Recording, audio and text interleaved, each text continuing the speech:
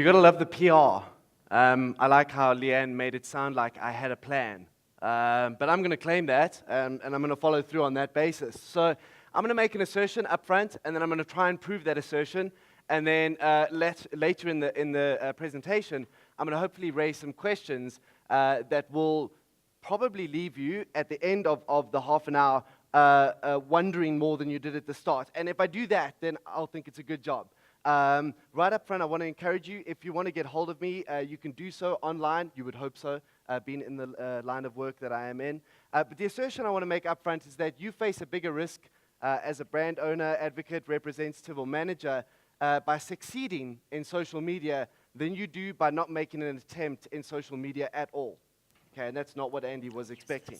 But I've titled this the Social Business Challenge, and I want to explain how I feel that there is a massive gap widening every day between what brands are promising online because of the inherent need that they feel to be present and to own equity in the social space, and what they can actually deliver at a business level. And I think that that gap is potentially more of a risk to businesses and brands than not having a presence at all. So I don't know if that's familiar to anybody. Does anybody use that app, Zite, on their iPhones?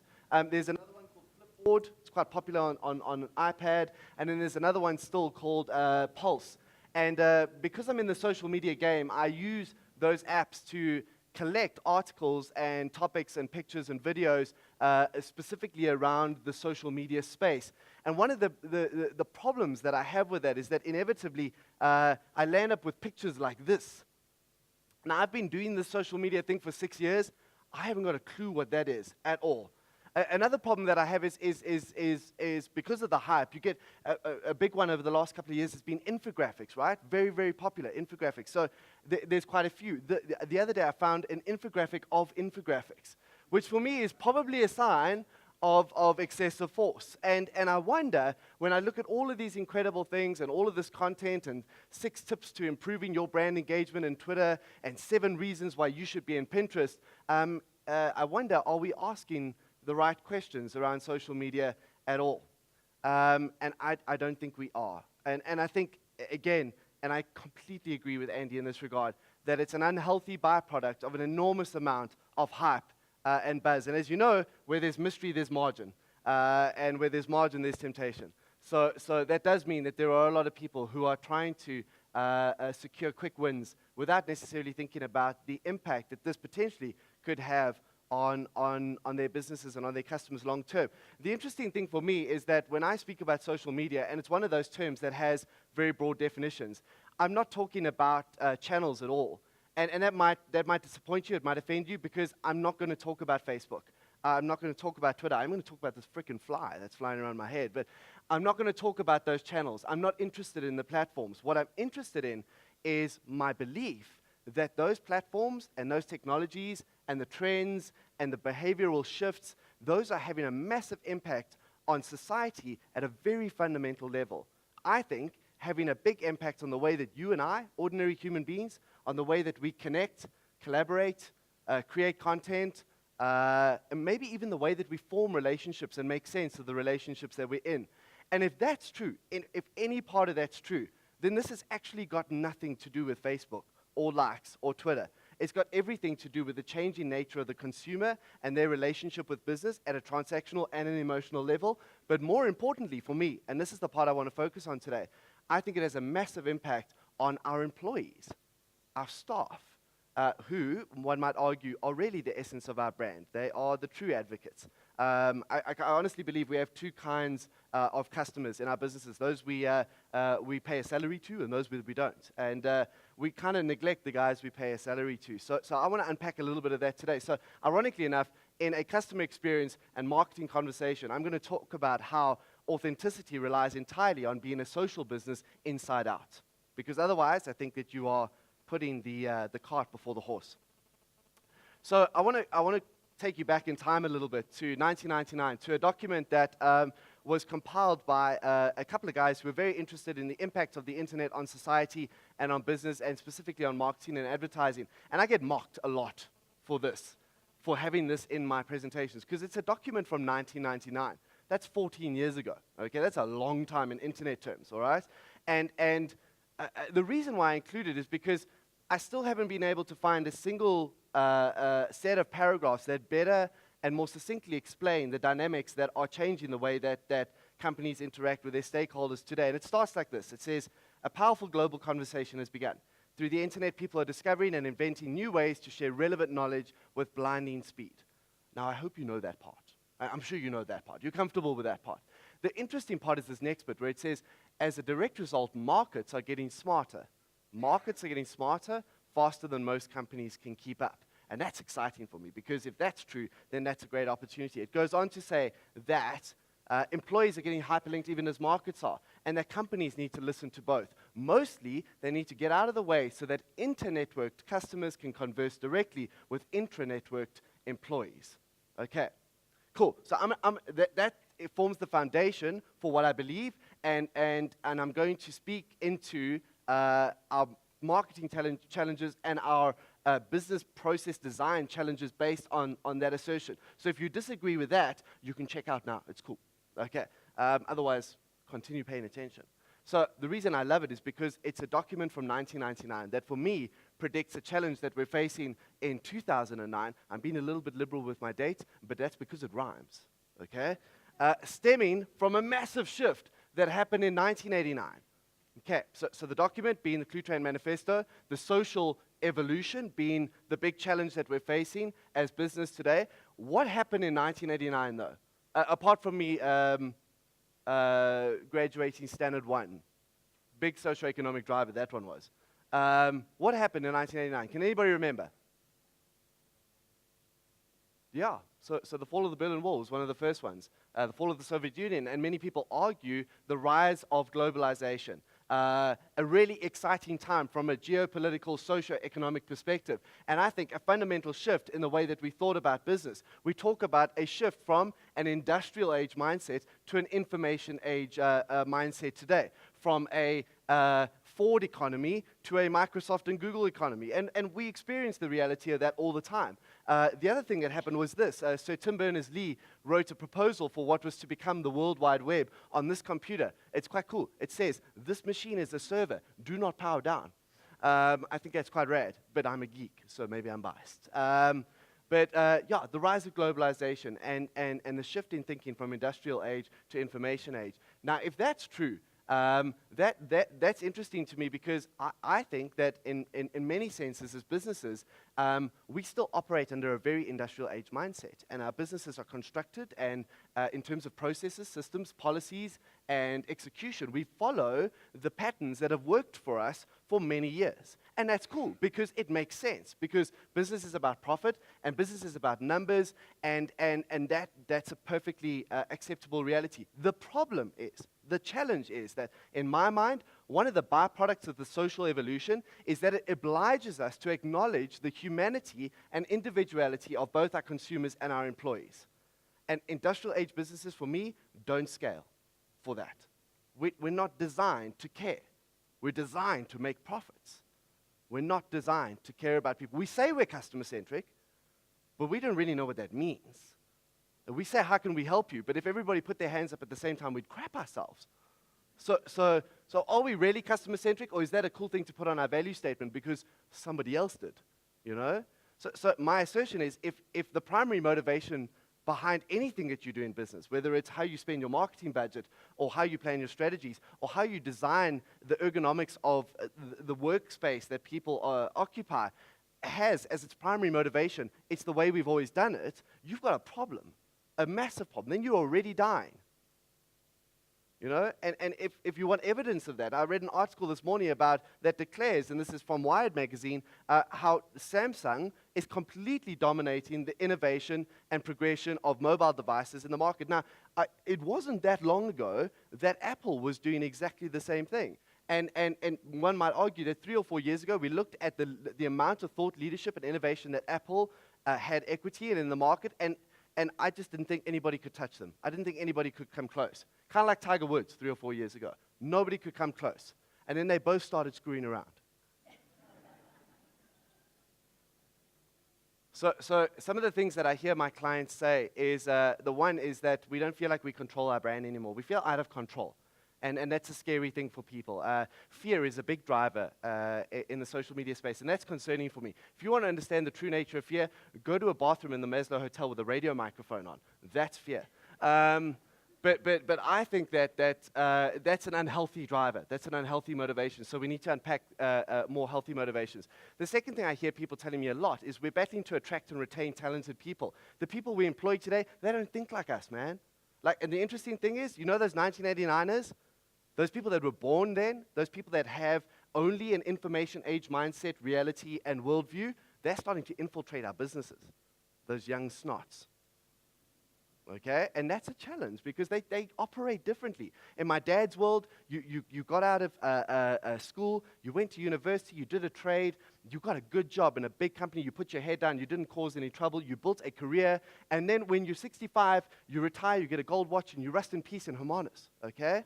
And that's cool. That's a model. I'm happy with that. And that works perfectly for him, okay?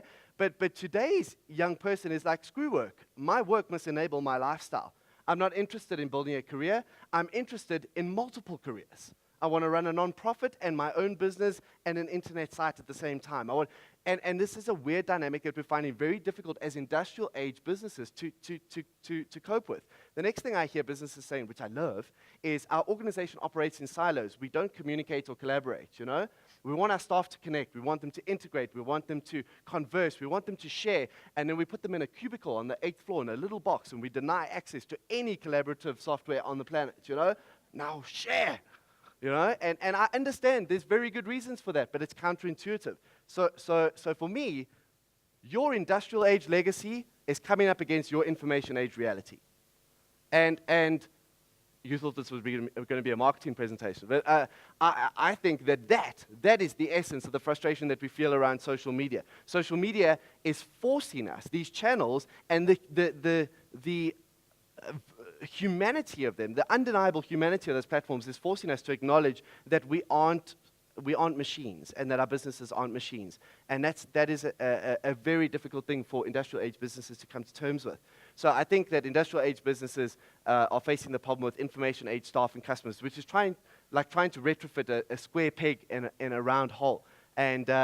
And so let me introduce you to what I think information age customers are all about, because I think if we can understand the people a little bit better and we can understand how society is shifting, then we can start to make sense of this from a commercial perspective. Then we can evaluate. If we understand the people, we can say, does Facebook make sense at all?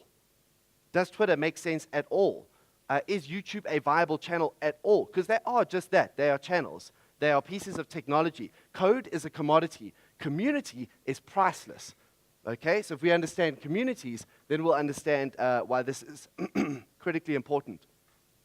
So the first thing I love about the social web is that it's offered ordinary people the opportunity to do extraordinary things online. So people who were previously passive consumers have become very active prosumers, simultaneous producers and consumers of content online, and I think that's awesome. I think that's really cool. And I want to introduce you to one person who I think embodies this better than anyone else. It's a South African dude. He's on Twitter. He follows about 200 people and is followed by 37,500 or more. And of course, it's all about numbers. So as you know, that's quite good. He's got 275,000 likes on his personal Facebook fan page. I don't have one of those, but he does, and it's really good. And he has over 120 million views on his YouTube channel. Does anybody know who I'm talking about? Anybody at all? Yeah? Kai Langer, good guess, but I don't think he has that many views on YouTube. Other than that, he's amazing. Don't know what he does. Nobody knows what he does, but he's amazing otherwise. This guy comes from Humansdorp in the Eastern Cape, and you can get a hold of him at jaapvloei@gmail.com. Okay? There he is there. His name is Kobus Potgieter. Or as his American fans call him, Kobus, because they haven't really got to the Potgieter part yet, okay? And Kobus is a drummer, and found himself in a church in 2007 in Humansdorp, a church in the Eastern Cape that had, just by chance, really great audiovisual and sound recording equipment. So he recorded videos of himself playing drums along to popular hits and uploaded them to YouTube, and people started sharing them. And as they shared them, they became more popular, and they went viral. Love that. And as they went viral, he got phone calls from Shure microphones, from Tama, drum kits from Zildjian, a cymbal manufacturer, and they said, won't you feature our product in your videos? We're talent scouts. Would you come out and play a clinic in Stockholm? Would you consider coming to Berlin? And then another guy said to him, I'm a producer, and I'm really interested in taking your method of playing drums, the Cobus method, and I want to make a DVD set out of the Cobus method, and I want to sell that online. How do you feel about that? Cobus now lives in LA. He makes a fortune, an absolute fortune in annuity revenue from his YouTube channels and from his Cobus Method DVD set, which you can now download for the affordable price of $800. And Cobus has got nobody in South Africa who knows who he is. No one. Now, the fascinating thing for me about Cobus, is that he's a really great example of somebody with absolutely no celebrity, no real-world influence that has become influential purely on the back of these platforms. And he's an extreme example, but I think there are many examples of those differing degrees from random nobody to kind of celebrity. And I call that celebrity or pseudo-celebrity. It's kind of the hybrid model between ordinary person and real-world celebrity, and I find that fascinating. The second thing is, there is no way for, let me use an example, one of my clients, there's no way for Vodacom to know when Cobus is the next person that walks into one of their stores. No ways. We have no reference point as traditional marketers and transactional businesses for real influence. And it's debatable as to whether those numbers translate to real influence. But I think it's undeniable that there are people that are starting to exert differing degrees of influence over the networks around them, and I'll speak to the importance of that later. And we don't really have good measurements for that. We've got things like LSMs, which are cool, but LSMs say that if you have a microwave and a fridge, you're the same as those 8 million people. And that's fine, but I kind of feel like there are other rules at play. And I'm going to speak to those a little bit more now. I feel like we need to rethink influence, and I think we need to rethink segmentation. Again, this social era forces us to acknowledge the humanity and individuality of our targets, our customers. Tom Fishburne, great people use Tom Fishburne cartoons in their presentations. I think people like Cobus have given rise to a generation of, and it's not an age thing, it's just a reality of where we are today, of people that find that they default much sooner and much quicker to their trusted networks for buying and purchasing decisions, for information than ever before. And I do not, and this is the weird thing, because I speak to a lot of agencies and a lot of clients, and they always go, is that because people hate advertising? And I don't think people hate advertising at all, not even remotely. I think they love advertising. I think it makes them feel great, and I think it makes them feel connected, and especially good advertising has the potential to change the world. The problem for me is purely the demands on our attention today. And that is the most valuable commodity that any business can trade in today, is attention. The demands on our attention far exceed our capacity. Far exceed our capacity. The amount of marketing messages that you're expected to consume on a daily basis far exceed your capacity for that. Your brain is not evolving as fast as the channels and the expectations of marketers on your brain. And that's a problem. So I think we get to an inflection point where we start to shut down to things that we feel instinctively are less relevant, less contextual, less meaningful to us. And we tend to default towards places that are more meaningful to us. I like fly fishing. It sounds like I do no work. It's golf, sport, fly fishing, everything. But I do some work. And I decided to do a search for the best B&B in Dahlstrom. Like any responsible transactional citizen, I did a search on Google for best B&B in Dahlstrom, and I get a set of paid links on the right and a set of organic links in the middle, and I click on the first one, and it says, Angela's on 4th, 4-star accommodation, beautiful vistas, wild horses, stunning food, extraordinary fishing, best B&B in Dahlstrom. Okay? I'm like, that sounds like a good deal. On the next one, click, go to the website, and this was, I don't know, Jeff's on 3rd. I'm being liberal with my names. So 3-star accommodation, owners are fantastic, fantastic meals, wonderful scenery, fishing extraordinary, best B&B in Dahlstrom. I'm like, hold on a second, I thought the other one was the best B&B in Dahlstrom. And that's unsurprising because every one of those websites was made by a marketer, and marketers are fundamentally liars, okay? They're all about creating a brand promise. Nobody's actually going to say, owner slightly batty, haven't seen a fish since May, okay? Found hair on the bed, arguably the 17th best B&B in Dahlstrom. Nobody's ever going to say that. But the irony is that when it comes to brand and the essence of brand, it's not so much anymore what we tell our customers, it is as much as what they tell their friends it is. So when I searched on Twitter and I said, can anybody give me advice to the best B&B in Dahlstrom, I got a very different set of results. And it's because it came from a network of people that have a context and understand me as an individual. Again, my individuality and my humanity. And one of the biggest recommendations that came through was, Mike, you should go to Critchley Hackle because they have the best cheeseburger I've ever tasted. Now, if you don't know me, you won't understand why that was significant. But I've been known to enjoy a cheeseburger from time to time. Sometimes 6 at a time. Okay, I enjoy a cheeseburger. And the fact that Critchley Hackle had, by recommendation of somebody I trust and admire, the best cheeseburger in South Africa, I was like, that sounds like a good deal. So I made a decision which B&B to go to in Dahlstrom, not based on the fishing, not based on the vistas, not based on the amazing owners, who incidentally turned out to be a bit batty. I went there because it was an amazing cheeseburger. And that's fascinating for me. That's really interesting because it's very difficult for a brand to manufacture that kind of decision, or a business rather, not a brand. Okay, cool. So my next point is that I think one of the byproducts of social media is a democratization of the media as a channel, and the traditional gatekeepers of influence no longer stand. There's a really great quote that summarizes this. It says, to find something comparable to the social era, you have to go back 500 years to the printing press, the birth of mass media, which incidentally is what really destroyed the old world of kings and aristocracies. Technology is shifting power away from the editors, the publishers, the establishment, the media elite. Now it is the people who are taking control. Ironically, from that dude. Okay? It's quite funny as well because that was published in a Wired magazine interview straight after he bought MySpace for over $400 million. Unlucky. So yeah, but despite all that, okay, I think that it's a fascinating quote from one of the traditional gatekeepers of influence. And for me, in the past, if brands wanted to influence public opinion and change sentiment, you would engage with a PR agency because a PR agency had relationships with a public relations agency, had relationships with media gatekeepers, influencers, those people who controlled public sentiment. The great irony of social media for me is that it's probably the first time we've realized the promise of public relations. It is public relations. What we called public relations before was media relations. And I think that's kind of cool. Like, that's a great opportunity for us as brands. That's one of the unhelpful things about social media as a term, is that it has so much stigma attached to it. So the question I think we should be asking is, are social networks a fun place to be or a fundamentally new way of being? And I think if we can answer that, then it becomes very simple to answer whether or not these are viable channels for engagement, and whether or not we can scale that kind of engagement as a business. And this is the question we land up asking all of our clients in our first engagements. And it's amazing for me because the market looks at our business and sees an agency.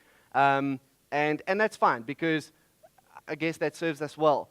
I got called into a meeting of one of our big clients the other day, and I sat down and they introduced me to a dude on the right who was from Accenture and a dude on the left who was from McKinsey. I was in a t-shirt. It wasn't going well, okay? I was like, hey, how's it going? Where did you go to university? I dropped out. So I'm having this chat, and the client says, okay, I have a project, and I want you guys to pitch for it. The project is this. We want to evaluate the impact of opening up Facebook access to a department within the business. We want to know how will it impact on productivity, how can we measure engagement or contribution of people in terms of the content that they bring in their KPIs or KPAs come salary review time, and we want to do a whole analysis and research project, and we want you guys to do this. And I'm like, how did I get in this room, And then I realized that it wasn't a marketing problem at all, but it is a social media problem. And for me, that illustrates where the mindset should sit around this thing that we call social media. It should sit around what are the fundamental impacts on our business and on our people, and how does that change the way that we do business at the end of the day. So the impact for me on brands, and I said earlier on that I strongly feel, and Andy and I could probably get in a debate about this, but I feel like a brand is nothing more than the collective associations, thoughts, feelings, stories, and emotions that your stakeholders, whether they be your staff, your potential customers, your existing customers, have around your identity or around your products or whatever it may be. And we use this analogy for our clients a lot, that being in this space, being in the social media space, and this builds on what Andy said so eloquently, is that you're invading. As a brand, you start on the back foot. You start with an instantaneous handicap because these platforms were not built for businesses. They were built for individuals. One individual to connect meaningfully with another individual. So as a brand, a lot of our clients go, cool, we want to sell and that kind of thing. And for me, that's tantamount to walking into a dinner party where you don't know anybody, sitting down going, hi there, my name is Jeff, I work at Hollard, would you like some insurance? You know? And as Andy said, you're going to come up against some resistance, some real resistance. People are going to go, no, go away, as an example. Maybe a little bit more colorfully than that.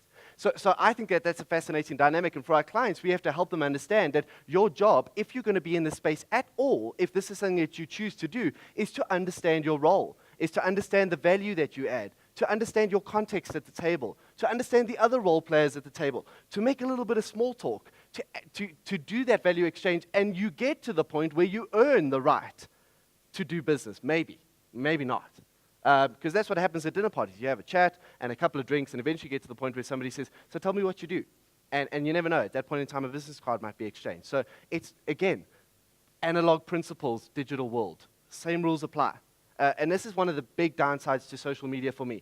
Extraordinarily powerful platforms, zero guidelines, which is something that we see, sadly, very evidently when news breaks online, and when sentiment is shared around a topical issue, it's depressing. It's something that I find very difficult to deal with, and I'm quite ashamed of that, being an enthusiast. The next thing that brands need to learn is that they need to move from broadcast to conversation. You've heard this 1,000 times over the last couple of days, so I'm not going to reiterate. The one thing I do want to say is that the difference between broadcasting as a brand and conversation is not intention, it's scalability. Can you do that? Is your industrial age business built for conversation, or is it built for broadcasting? The next thing I want to talk about is the shift from campaign thinking to community thinking. And one of the great advantages of the platforms that we find that we build for some of our clients is, and that could be, it might be a Facebook page, or it might be a niche website that offers great content around a subject. I don't really care what the platform is. The point is that it gives you a great opportunity to sustain conversation and sustain attention and sustain awareness and loyalty in between campaigns. Because campaigns are when you get to be sexy. That's really cool, And we know for a fact that you can't transplant campaign thinking into a social media space. You can't set up a Twitter account, run a competition, gather followers, and then go at the end of it, sorry guys, we ran out of money. We hope you'll be back next time. It doesn't work like that. And it doesn't work like that because instinctively you know that would offend you as a consumer. So we need to think about what strategies do we have around building communities long term, because in my mind, it becomes a lot easier to launch campaigns with market intelligence on top of a healthy community than it does if you have to start from scratch every single time. Ultimately, what I think we need to be aiming to do, and again, this is about acknowledging the humanity of our customer base, is looking to turn our customers into partners, giving them at the very least perception that they have equity in the way we design products, in the way that we build our value or supply chain. And Dell does this incredibly well with their site, ideastorm.com, where they offer ordinary people the opportunity to submit ideas. The community votes on those ideas that they think will be best for them and for product design and for supply chain design or whatever, and then Dell implements those. They make their customers, they acknowledge the wisdom of their customers, which is not always applicable because, as you know, as wise as groups can sometimes be, groupthink and mob justice can also take over, so you have to be aware of the mob as well.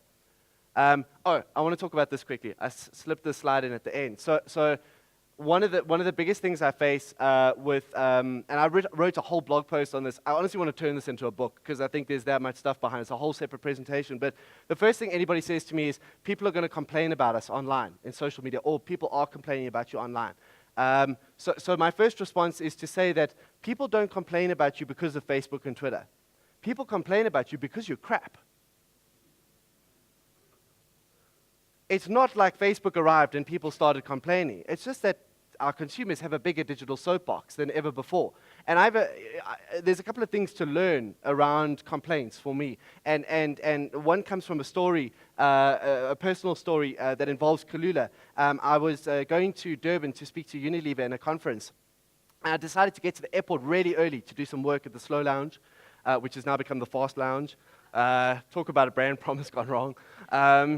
So I went to the Slow Lounge, and I wanted to do some emailing. And as I was driving up the concrete twirly thing at the airport, I get this SMS from Kalula. and it says, "Dear valued customer." And you know it's going downhill from there. Like, it's just like, that's a guaranteed warning sign, red flag. And it said, "We apologize for the inconvenience, but your flight, MN107, has been delayed to X time." This was now later than the presentation I was supposed to give in Durban. I panicked. I mean, Unilever's a big client, so like, this is a big deal for me. So I very quickly SMS'd the lady who'd organized the flight for me in Durban. I said to her, "Joe, I'm so sorry, I'm going to be late. Is there any chance we could move the presentation late? I'm still going to get there, but I'm going to be late." And I did what any socially responsible citizen would do, you know? I climbed on Twitter, and I went at Kalula. "You suck balls," okay? One time for the win, fly SAA forever. I said and did everything I could to administer as much pain as I possibly could in as little time as possible, okay? You know, because I'm digitally responsible. And something happened instantaneously. I got two sets of responses. One was from a set of brand advocates who went, "Hold on a second, Mike, we don't completely identify with that. That's not our experience of Kalula, and maybe this is an overzealous response to one incident." The other was a set of brand assassins who kind of got on board, jumped on the bandwagon, they're like, "Yeah, Kalula sucks, hate Kalula, oh, the lowest on-time rate," and so on and so forth. And what I realized was that the sentiment, the organic sentiment around a compliment or a complaint on these social platforms is often a really good indication of the natural, not just awareness, but organic sentiment around your brand, and can be a really good litmus test. And I like that. I think that's kind of cool. So there's really great opportunities to learn from that kind of interaction, and as a brand, to sit back and watch. And we were recently retained by a brand that experiences a lot of complaining online because people really care about it a lot. And when people care about stuff, they like to hurt it. Apparently. And you heard the ones you love. Come on, I heard that in high school. You guys know that stuff. So this brand struggles a lot because people always overreact online, and we're trying to build strategies for learning from the audience before we interact, which is, again, augments what Andy said. So that's what happened. About this time, I got a response from Jo, who'd organized the conference, and she said, "Hey, Mike, how's it going? Sorry to interrupt, but the flight numbers that you sent on the SMS don't seem to correspond with the flight numbers that I booked for you today." So I'm like, "Yeah." So I check, and alas, she was correct. And it turns out that the delayed flight was actually a flight to Durban, but on Monday. This was Friday. This is on Monday, also Durban, similar time or whatever. So I did what any socially responsible citizen would do under the circumstances. I got on Twitter and I went at Kalula. Oops. My bad. No, sorry about that. And to their credit, they were actually amazing about it. They had a lot of fun with it, and they still, when I got on the plane, when they were doing the announcements, they were like, "We just want to make sure that Mike Stopforth is in C12C." And thanks. But it was a really cool engagement, and I learned that there are only complaints, and the responses to complaints are bipolar. There are only two possible outcomes when somebody complains about you, online, offline, anywhere. Those two outcomes are, one, they're wrong, as I was, and in that case, you hope that either the community self-regulates around it or that person is humble enough to go, "I'm sorry, I made a mistake." And I think that the subject of conscientious consumerism is a bigger deal these days, and I'm writing a lot about that at the moment because I think that we need a code of conduct for consumers today, not for brands. I think that consumers need to take more responsibility. And the second thing that's possible is that you did a crap job. That's the other possibility.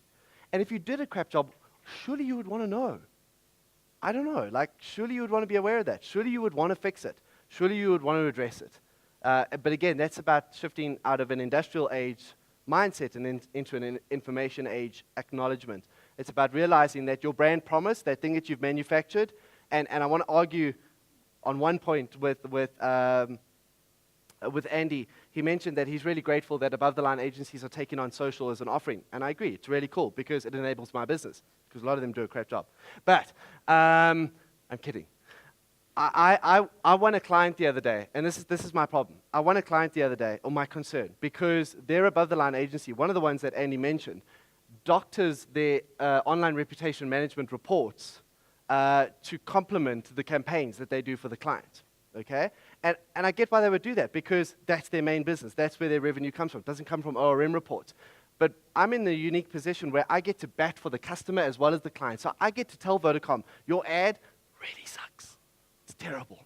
And everybody says so. And that's not my opinion, but that's the evidence of the conversation that's being had. So that's a potentially very contentious point, but I think that it speaks to not the failure of above-the-line agencies, but the need for above-the-line agencies to acknowledge that the insights that they gain from the massive feedback loops that are created from new channels and new modes of marketing need to be fed back into business strategy. It is not the responsibility of the agency today to create a brand promise anymore, because we don't have the luxury of speaking at people, we have to speak with them. It is the responsibility of the agency to change how the business works based on the insights and the perspective that agency has and the expertise that they have. We're supposed to change businesses. So in my mind, agencies of tomorrow need to compete with Deloitte, Accenture, and McKinsey, because those guys don't understand a brand promise and they don't understand the consumer. They understand industrial age execution.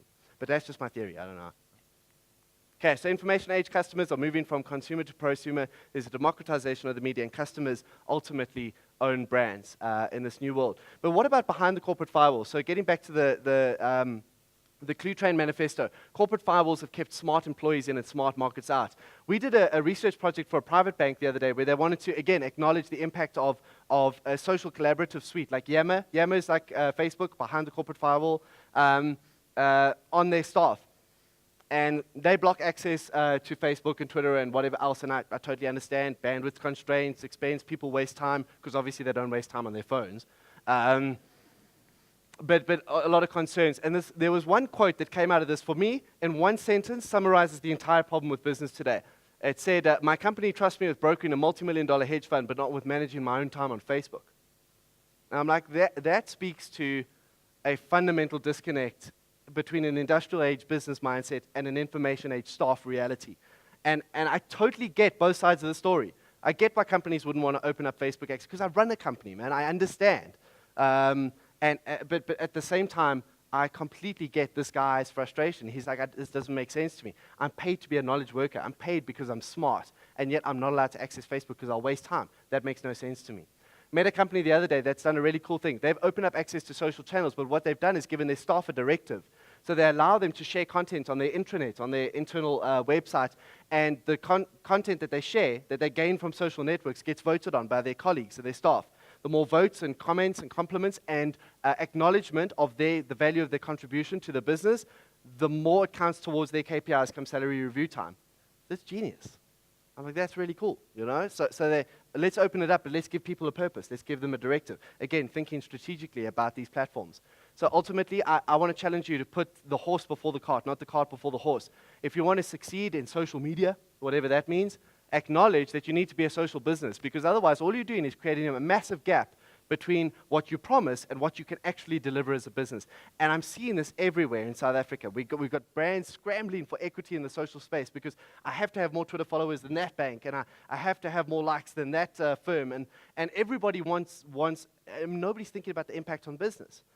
And even if you're succeeding, and I'm right about the fact that social media is about more than Facebook or Twitter, then you are outsourcing an entire socio-economic movement to some agency. Or one person on the 8th floor in the corner of the building who, is an intern that knows how to set up a Facebook page. That's frightening. That's scary, So if I'm right and social media is changing the way that people connect, communicate, and collaborate, maybe we need to acknowledge that marketing needs to move from being a department to a mindset in the business. That it's something that we need to embrace at all levels. And I think that's an exciting promise for business. So I'm finished. Thank you so much for your time. Really appreciate your attention. Thanks.